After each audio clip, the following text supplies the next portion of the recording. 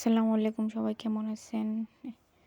আজকে সারাদিন কী করছি না করছি সব কিছু আপনাদের সাথে শেয়ার করবো। দেখতে পাচ্ছেন আমি সব কিছু নিয়ে নিচ্ছি। এখানে সবজি কাটা হচ্ছে, করলা, আলু, এখানে শসা নিচ্ছি, এখানে চাউল এগুলো ধুয়ে নিচ্ছি, ডাউল এগুলো, করলা এগুলো নিয়ে পরিমাণ মতো পেঁয়াজ, এরপর আলু নিলাম, ওই যে আলু দেখলেন এগুলো মিটির তোলের আলু।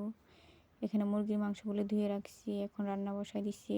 এখন করলা ভাজি করবো, পরিমাণ মতো পেঁয়াজ কাঁচামরিচ এগুলো দিয়ে ভালোভাবে ভেজে নিব। এরপর পরিমাণ মতো মশলা দিব, হলুদের গুঁড়া পরিমাণ মতো দিবেন আর কি, যা যা প্রয়োজন লাগে, জিরার গুঁড়া এগুলো দিয়ে ভালোভাবে নেড়ে ছেড়ে নিব। দেখতে পাচ্ছেন ভালোভাবে হইলে তারপরে করলাগুলো দিয়ে দিব। করলাগুলো দেওয়ার পরে ভালোভাবে মিশিয়ে নিব মশলার সাথে।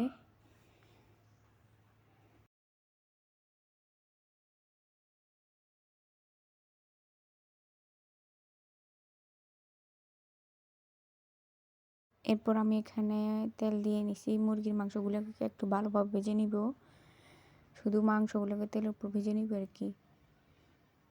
এর তো সবগুলো একে একে দিয়ে দিচ্ছি।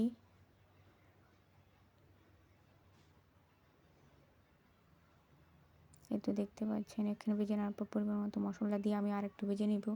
এখানে আদা, রসুন, পেঁয়াজ, টমেটো, কাঁচামরিচ এগুলো দেওয়া আছে, এগুলো দিয়ে ভালোভাবে ভেজে নিব। এরপর বাকি মশলাগুলো দিব আর কি। তো এবার ভেজে নেওয়ার পর আমি বাকি মশলাগুলো দিয়ে দিচ্ছি, জিরার গুঁড়ি, জিরার গুঁড়া, হলুদের গুঁড়া, মরিচের গুঁড়া, যা লাগে প্রয়োজনীয় সবগুলো দিয়ে দিব।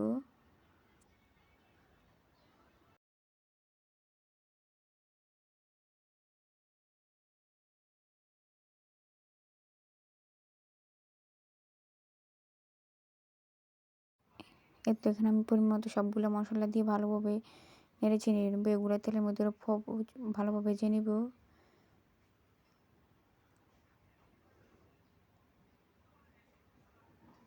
এভাবে রান্না করলে খেতে অনেক মজা হয়, একদিন এভাবে রান্না করে দেখিয়েন।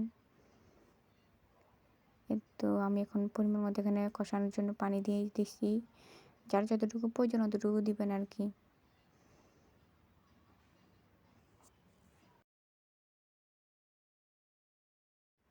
তো দেখতে পাচ্ছেন আমি মাংসগুলো ভালোভাবে কষানোর পর এখানে ভাত রান্না হচ্ছে।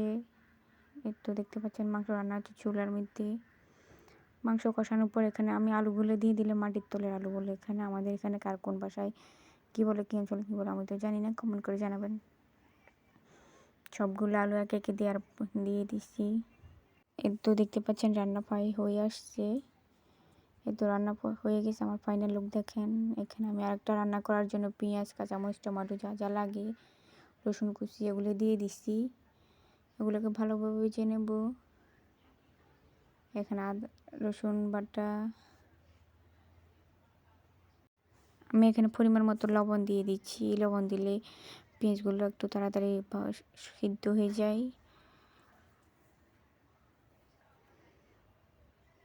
তো আমি এখন এখানে একে মশলাগুলো দিয়ে দিব, জিরের গুঁড়ি পরিমাণ মতো দিবেন আর কি, জিরের গুঁড়ি দিব, হলুদের গুঁড়ি, মরিচের গুঁড়ি এগুলো দিয়ে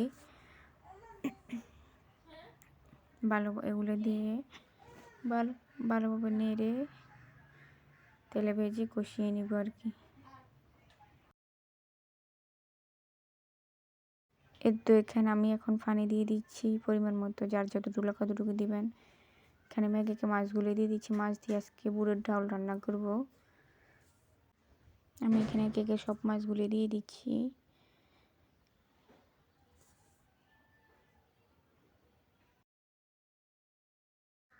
তো দেখতে পাচ্ছেন মাছগুলো আমি আলাদাভাবে ভালোভাবে কষিয়ে নিয়েছি। কষিয়ে নেওয়ার পর এখানে আমি ডালগুলো দিয়ে দিব, বুটের ডাল। এভাবে একদিন রান্না করে খেয়ে দেখেন, অনেক মজা। আমি এখন একটু করে দিব। একটু এখানে দুপুরে খাওয়া দাওয়া করতে বসে গেছি। প্রথমে করলা ভাজি নিয়েছি, খাইতে খুব মজা লাগছে। এখানে ডাল দিয়ে মাছ রান্না করছিলাম, ওগুলো নিয়ে এসেছি। দেখতে পাচ্ছেন কত সুন্দর হয়েছে কালার। তো আর কি অনেক মজা হয়েছে। তো আল্লাহ সবাই দোয়া করবেন। একটা মুরগির মাংস নিয়ে নিলাম, ওই যে আলু রান্না করছি ওগুলো